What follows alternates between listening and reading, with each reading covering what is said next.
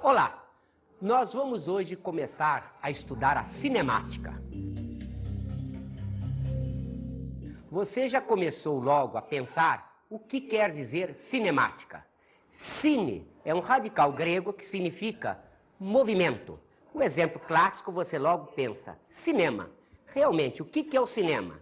É a projeção de vários slides com uma determinada rapidez.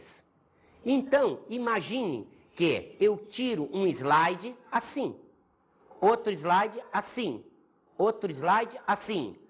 Quando eu passo isso com alguma rapidez, a gente tem impressão de um movimento. Então a cinemática estuda os movimentos. Quando a gente então pensa em cinemática, a primeira ideia que vem à cabeça é movimento. Então, vamos pensar o que é movimento. Vamos então definir aqui alguns termos próprios da cinemática: a trajetória, a posição, a velocidade e a aceleração média. O que nós definimos como a trajetória? Vamos pensar então num móvel, isto é, um corpo que está em movimento. Observem, se ele está em movimento, em cada instante ele ocupa uma determinada posição. Observe, a posição é um ponto. Posição não é um espaço. A posição é o ponto ocupado pelo móvel naquele instante. Observe então que a posição tem que ser referida como sendo o ponto ocupado pelo móvel em um determinado instante. Observe que se então o móvel ocupa uma determinada posição em um determinado instante, isso significa que se no decorrer de vários instantes eu tiver diferentes posições, esse móvel estará em movimento. Então, o que é o movimento para nós em física? É o fato de um móvel ocupar várias posições no decorrer do tempo. Observaram que para nós o tempo é então considerado de uma maneira absoluta? Nós consideramos que há sempre uma variação de tempo. Pode haver ou não a variação de posição. Observe então que quando eu faço isso, eu tenho que dizer essa posição varia em relação a quem? Eu tenho que estipular um referencial. Então, quando se estipula que um móvel está em movimento, eu estou dizendo que ele está mudando de posição no decorrer do tempo em relação a um dado referencial. Observe que para um referencial eu posso ter movimento e para outro referencial eu posso estar em repouso, isto é, não apresentar movimento. Em relação ao sistema que eu uso como referência, eu posso ter realmente um corpo ou em movimento ou em repouso. Evidentemente, essa ideia do movimento, como dissemos, vai representar a mudança de posição no decorrer do tempo. Se for uma situação de repouso, eu vou imaginar que esse móvel, no decorrer do tempo, está sempre na mesma posição. Observe que é possível que eu tenha, entre aspas, movimento e eu não perceba. Por exemplo, imagine que eu tenho um corpo que a cada segundo dá uma volta completa em torno de um eixo. Se eu olhar de segundo em segundo, eu vejo esse móvel parado. Mas, se eu pegasse o intervalo menor que um segundo, eu teria justamente um movimento. Como vocês estão vendo, é importantíssimo quando se pensa em movimento ou em repouso, que a gente estipule exatamente qual é o sistema que nós estamos considerando. Em função disso, o que a gente precisa são referenciais considerados inerciais. O que é um referencial dito inercial? É aquele que não estaria submetido a nenhuma aceleração. Observe, eu não estou dizendo que ele está parado, mas eu posso considerar, em função dos parâmetros conhecidos, que ele não tem aceleração. Então, um sistema referencial muito importante para nós, dentro do estudo de física, é a estrela. Imagine uma estrela, como por exemplo a estrela Vega. Em relação à Terra, ela está tão longe que eu posso admiti-la como sendo um referencial inercial. Observe que realmente ela tem o seu movimento, mas para nós, em função da distância, esse movimento é imperceptível. Você pode ter um exemplo prático disso quando você olha um avião voando.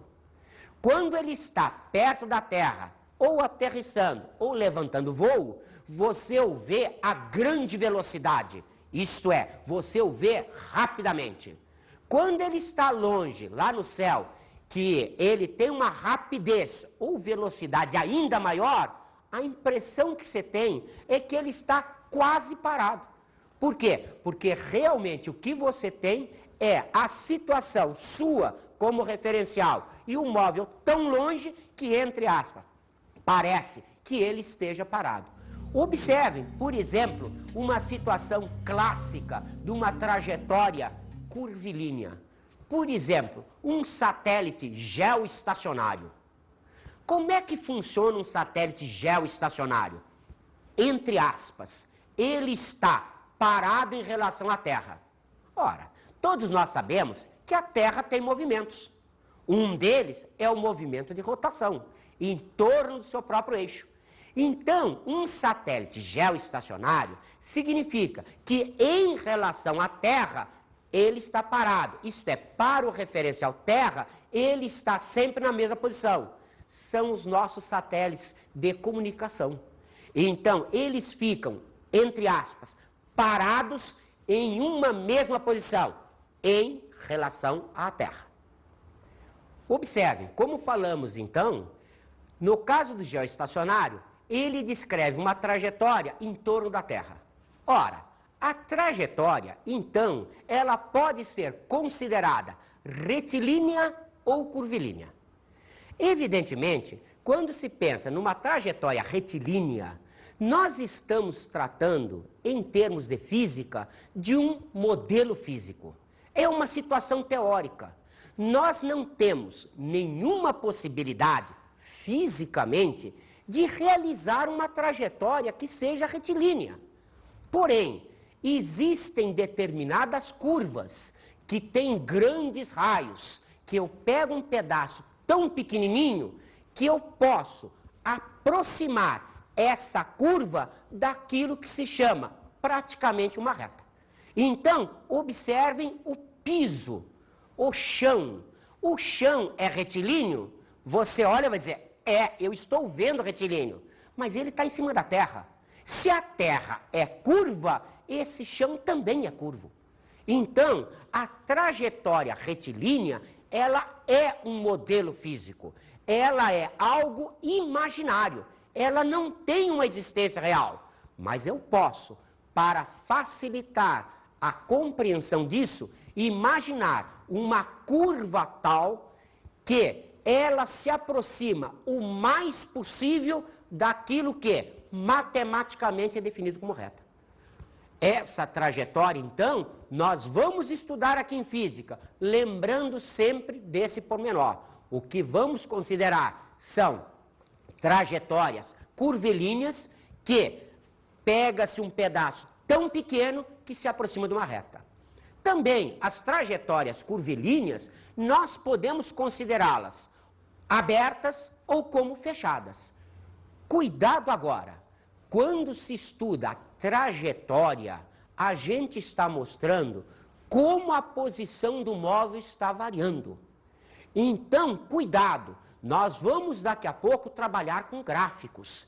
Eu posso ter um móvel executando uma trajetória retilínea e, mesmo assim, o gráfico da posição ser uma curva. Cuidado para não confundir as duas coisas. O gráfico de posição é uma coisa, A trajetória é exatamente outra coisa. Vamos então considerar agora um móvel que ocupa várias posições no decorrer do tempo. Ao conjunto de todas as posições ocupadas pelo móvel, nós temos uma linha chamada trajetória. Então, vamos imaginar a situação aqui. Eu tenho um móvel ocupando uma posição A. Depois de um determinado instante, ele ocupa a posição B. Está na cara que entre A e B, ele ocupou infinitas posições. Unindo-se essas infinitas posições, eu marco então essa linha que eu chamo de trajetória. Nessa trajetória, eu posso fazer duas considerações. Se eu quiser, considero de A para B um sentido progressivo. Ou, se eu quiser, considero o sentido retrógrado. Observe que eu posso considerar de A para B o progressivo, de B para A o retrógrado. Ou vice-versa. Não dá diferença nenhuma. É uma consideração, um arbítrio meu. Agora, vamos então associar a trajetória ao referencial. Então, vamos colocar um par de eixos X e Y. Observem que agora eu estou tendo uma referência dessa trajetória em relação a um sistema referencial. Então, agora, está aí a situação montada como se quer. Eu posso, por exemplo, considerar que se no instante inicial 0 o móvel ocupava a posição A, eu chamo isso de posição inicial. Então, A corresponde à posição inicial. Observe, após um tempo T1, tal que T1 seja diferente de 0, eu tenho um ΔT, um intervalo de tempo. Isto é, delta em física, para nós, representa sempre a diferença entre uma situação final e uma situação inicial. Então, a situação final é o tempo T1, a situação inicial é o tempo T0. Várias vezes, na prática, você faz isso daí. Você pega um cronômetro e vai marcar um tempo. O cronômetro, geralmente, 99% das vezes, ele é disparado quando o ponteiro está na posição 0. O que significa isso? Que você está admitindo que o T0 é igual a 0. Então, vamos imaginar o que acontece se eu tiver a posição B considerada posição final. Lembre-se, o A foi a posição inicial. O B, estou considerando a posição final. A posição no instante T1, que é diferente de 0. Observe, então, houve uma variação de posição. O que é a variação de posição? A variação de posição, como sempre, é a diferença que existe entre a posição final, que eu admiti a posição B, e a posição inicial, que eu admiti posição S0. Então, observe, nós podemos agora estabelecer uma equação horária do movimento. O que significa isso? Significa que nós vamos estabelecer uma equação de correspondência entre a posição e o tempo. Observe, a posição, ela é uma função do tempo. Lembram-se o que falamos agora há pouco? Falamos agora há pouco para vocês que o tempo para nós é considerado absoluto. Então, se você se lembrar de matemática, você vai ver que essa expressão é como se fosse um y igual a uma função de x. Ora, x, lá em matemática, você diz, é a variável independente. Y é a variável dependente. Isto é, y varia de acordo com a variação de x. O que nós estamos mostrando aqui é a mesma coisa. A posição é uma função de tempo. O que significa isso? Que a posição vai variar de acordo com o instante considerado. Observe, então, que quando se faz o gráfico de um movimento, o que a gente faz? Nós vamos marcar no eixo X os instantes. Nós vamos marcar no eixo Y as posições. Observe, se eu pegar esta equação, é a equação de posição igual a 5 mais 5t. Como vocês estão vendo, a posição é uma função do tempo. Estou admitindo fisicamente que as unidades usadas aqui são as unidades do SI. O que quer dizer isso? Quer dizer que a posição estará obrigatoriamente em metros, o tempo obrigatoriamente em segundos. Qual será o gráfico disso? Observe, eu vou montar uma tabela. Aqui estão os tempos, ali estão as posições. Então, se o tempo é igual a zero, isto é, se o instante é zero, a posição é 5 metros. Se o instante é o instante 1, a posição é 10 metros. Se o instante é 2, a posição 15, e assim sucessivamente. Construindo-se o gráfico, nós podemos ter a situação mostrada assim. Eixo X mostrando os instantes. No instante 1, a posição ocupada é 10. No instante 2, a posição ocupada é 15. E assim sucessivamente. Perceberam que eu obtive aqui uma reta? Isso não quer dizer que a trajetória seja uma retilínea. Eu posso ter esta situação numa trajetória curva. O que nós mostramos para vocês agora há pouco? Que a trajetória não está representada no gráfico. O que o gráfico representa é a função horária da posição. Então, nesta situação, a função horária, como é uma função de primeiro grau, ela é representada graficamente por uma reta. Você ainda se lembra de matemática? Vamos ver. Aqui eu tenho o ângulo alfa. O que nós sabemos do ângulo alfa?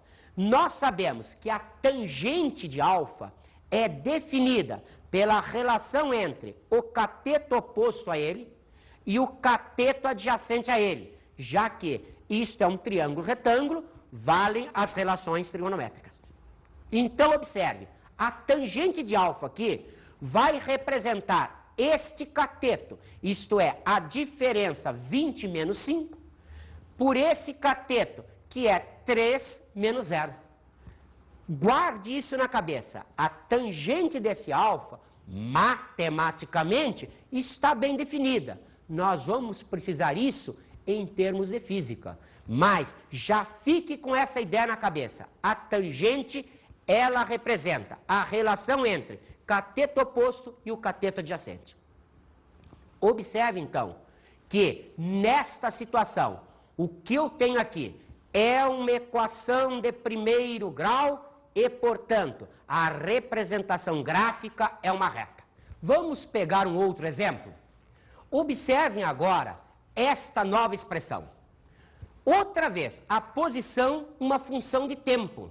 Só que agora apareceu aqui tempo ao quadrado. O que significa isso? Significa que agora esta equação não é de primeiro grau. Se ela não é de primeiro grau, qual é a sua representação gráfica? Cuidado, isto daqui é triste. Vocês, de um modo geral, ouviram uma coisa de um professor e pensaram outra. Então é muito comum o aluno dizer: a representação de uma equação de segundo grau é uma parábola. Não é. Por quê? Porque equação de primeiro grau só existe uma. Todas as outras são a mesma. Mas equação de segundo grau, eu tenho vários tipos. Então, para cada equação de segundo grau, eu tenho uma curva diferente. Isto é, não existe uma reta mais reta que outra reta, mas curvas existem várias. Nesta situação nova, vamos então observar a tabela. Ao instante zero, eu tenho a posição 5. Mas agora, no instante 1, a posição ficou 10. Ah, mas é igual à anterior? Cuidado. Na posição 25, o instante é 2. Já não é mais igual ao anterior. A posição 50 é no instante 3, já não é mais igual ao anterior. Então, se eu agora represento isso daí através de um gráfico, eu vou obter esse gráfico. Perceberam? Não é mais a reta.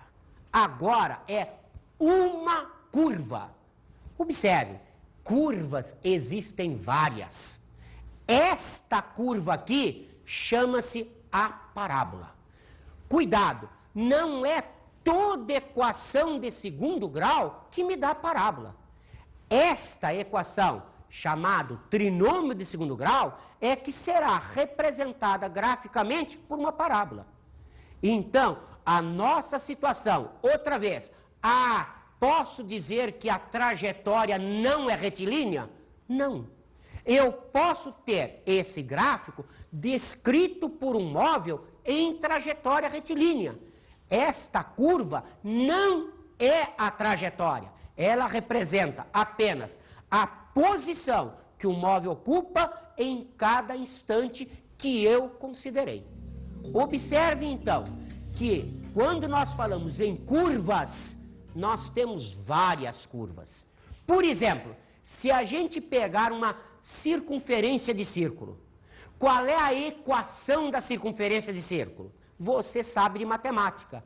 Ela é x2 mais y2 igual a constante. Perceberam? Isso é uma equação de segundo grau. E não é uma parábola. É uma das curvas. Cuidado com esta. Observe, a hipérbole equilátera. A hipérbole equilátera tem uma expressão matemática para ela. Vamos ver? Observe, y igual a A sobre x. Tem muita gente que acha que a equação é de primeiro grau. Por quê?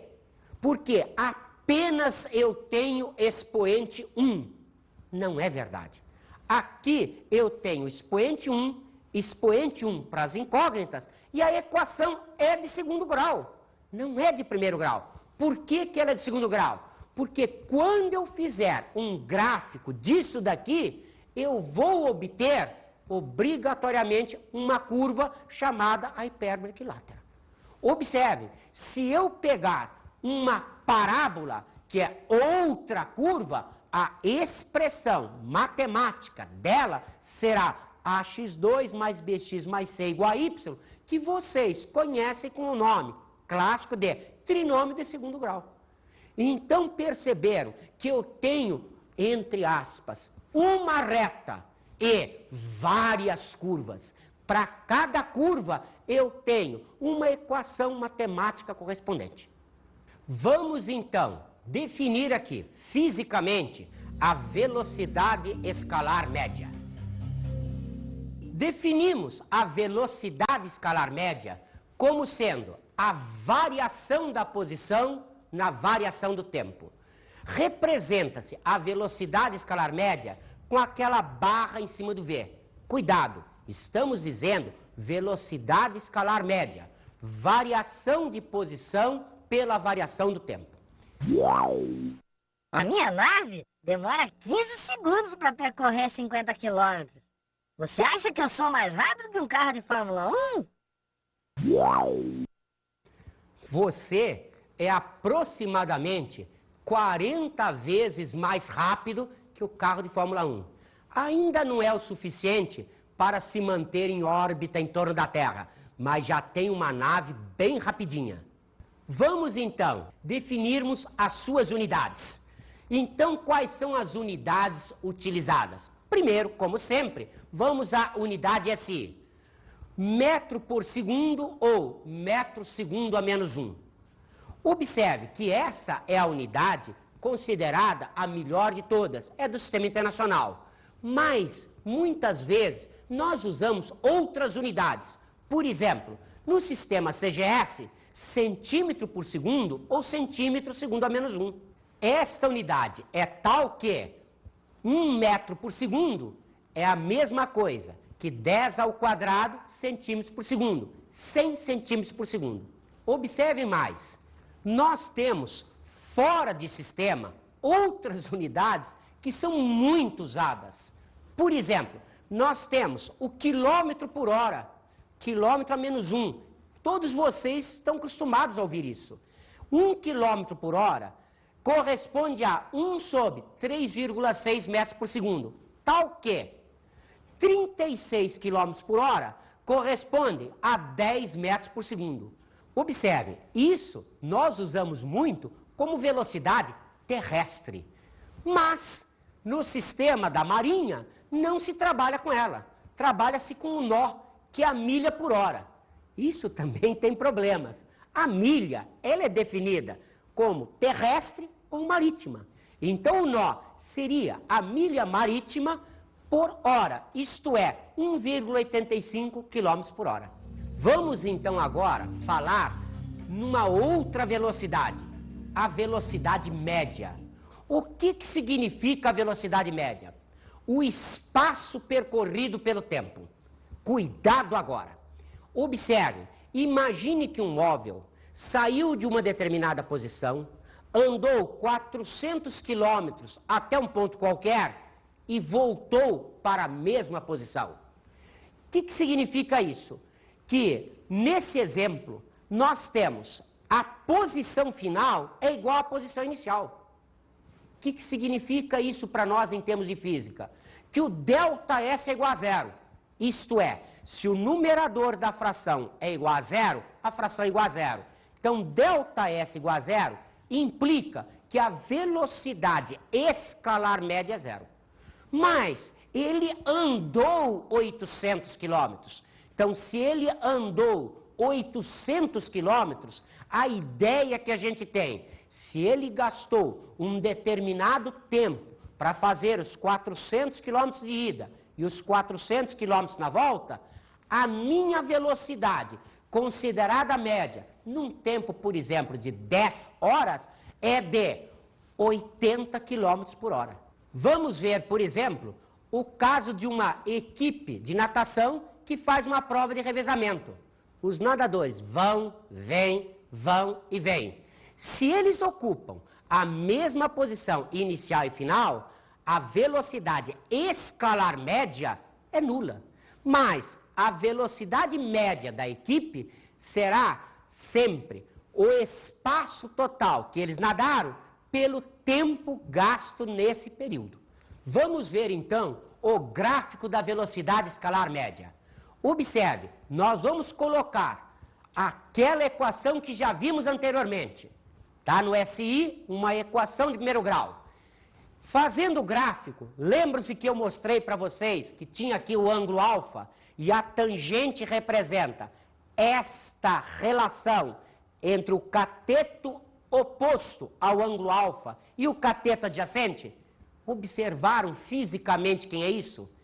Isto é o ΔS. Isto é o ΔT. O que quer dizer isso?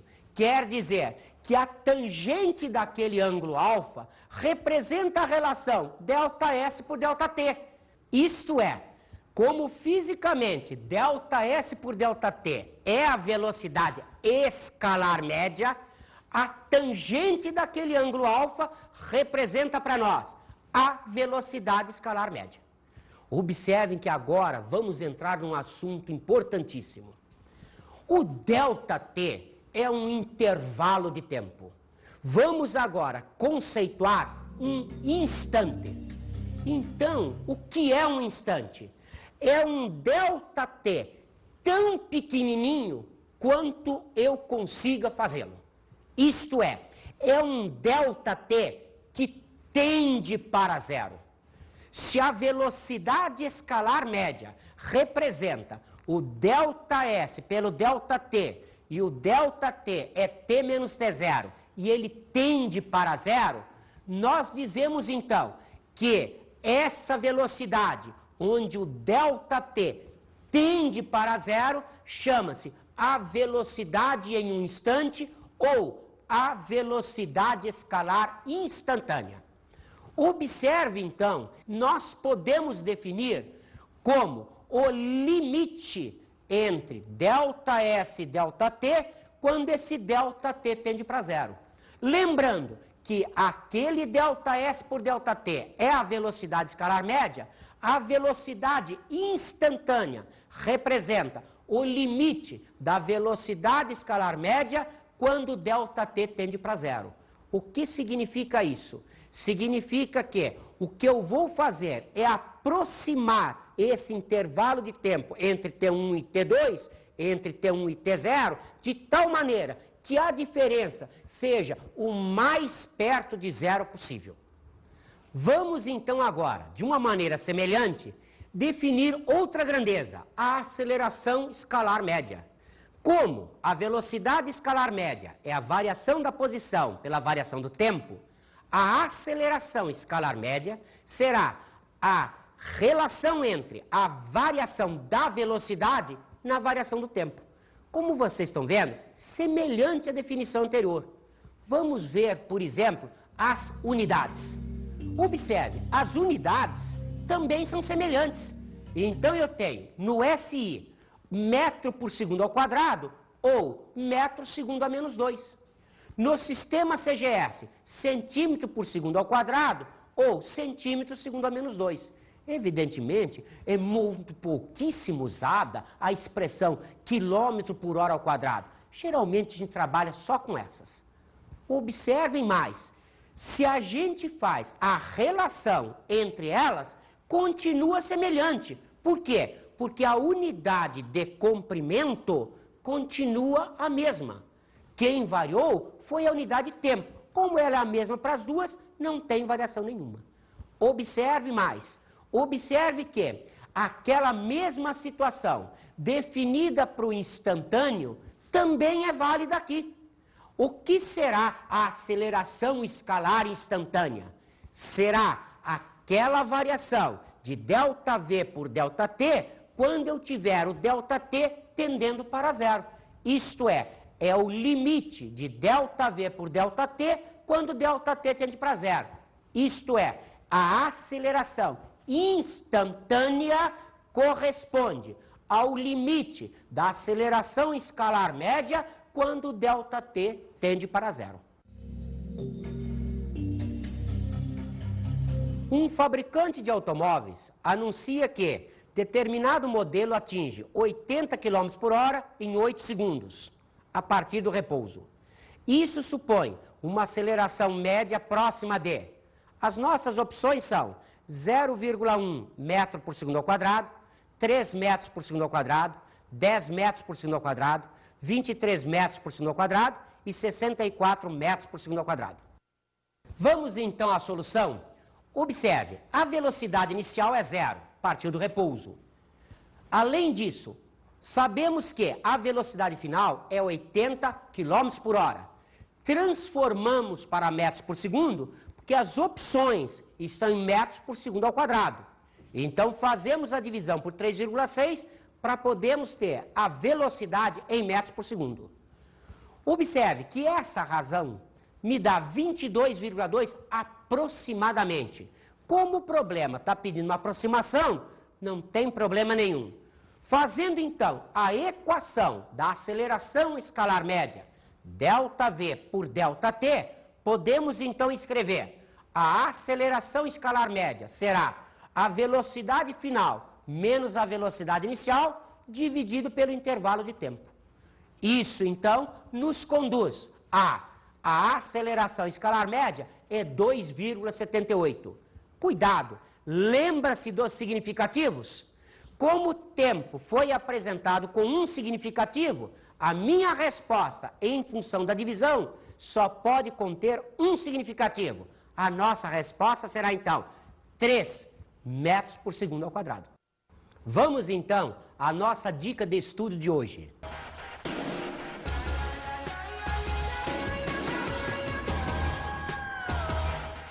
Observe, o que você notou que existe um problema seríssimo entre velocidade escalar média e velocidade média.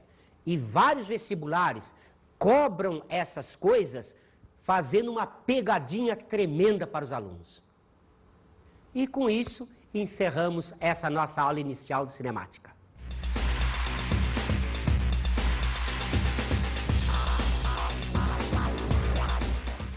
Na aula de hoje estudamos a cinemática. Observe, trajetória, posição, velocidade e aceleração, escalar média e as instantâneas. Cuidado também com a velocidade média. E abordamos o conceito de referenciais. E observe que um móvel pode estar em repouso em relação ao referencial e em movimento em relação ao outro. Bons estudos!